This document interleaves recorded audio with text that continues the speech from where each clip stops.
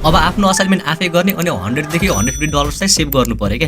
आज चाहिँ म हजुरलाई एउटा टुलदेखि स्टेप बाइ स्टेप कसरी आफ्नो असाइनमेन्ट आफै गर्ने अनि कम्प्लिटली ह्युमनाइज गर्ने भनेर सिकाउने वाला छु है। फर्स्टमा चाहिँ हजुर aitextools.com मा जानु पर्यो है। यहाँ चाहिँ हजुरले सिम्पली आफ्नो कन्टेन्ट पेस्ट पनि गर्न सक्नुहुन्छ, तर हजुरलाई चाहिँ आज म जेनेरेट एन्ड ह्युमनाइजको विषयमा सिकाउने वाला छु। मसँग छ यो असाइनमेन्ट, मैले चाहिँ बिजनेसको विषयमा के लेख्नु पर्ने छ र म सिम्पली आफ्नो असाइनमेन्टको टाइटललाई चाहिँ कपी गर्छु, पेस्ट गर्छु र उनीहरूको गाइडलाइन्स अनुसार मलाई चाहिँ 600 वर्ड्सको 4वटा प्याराग्राफमा विथ रिफरेन्स चाहिँ असाइनमेन्ट जेनेरेट गर भनेर जेनेरेट क्लिक गर्छु। केही टाइम लाग्छ, त्यसपछि एउटा राम्रो असाइनमेन्ट चाहिँ यहाँनिर क्रिएट भएर आउँछ है। हामीलाई रिफरेन्स चाहिँदैन, हटाउन सकिन्छ, किन रिफरेन्समा कहिले पनि फ्ल्याग आउँदैन।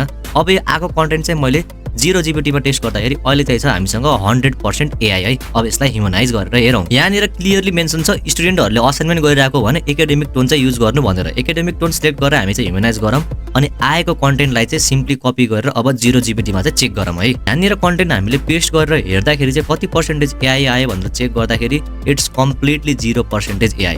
अब चाहिँ म कुनै पनि कट युज नगरिकन यसलाई GPT-0 मा पनि चेक गर्ने वाला छु है।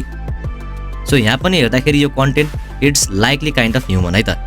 यसरी हजुरले AI टेक्स्ट टुल्स युज गरेर आफ्नो असाइनमेन्ट 10 देखि 15 मिनेट गर्न सक्नुहुन्छ। आफ्नो असाइनमेन्ट आफै गर्ने बानी बसाल्नुहोस्, एटलिस्ट केही कुराहरू सिकिन्छ अनि ग्रोथ पनि हुन्छ के।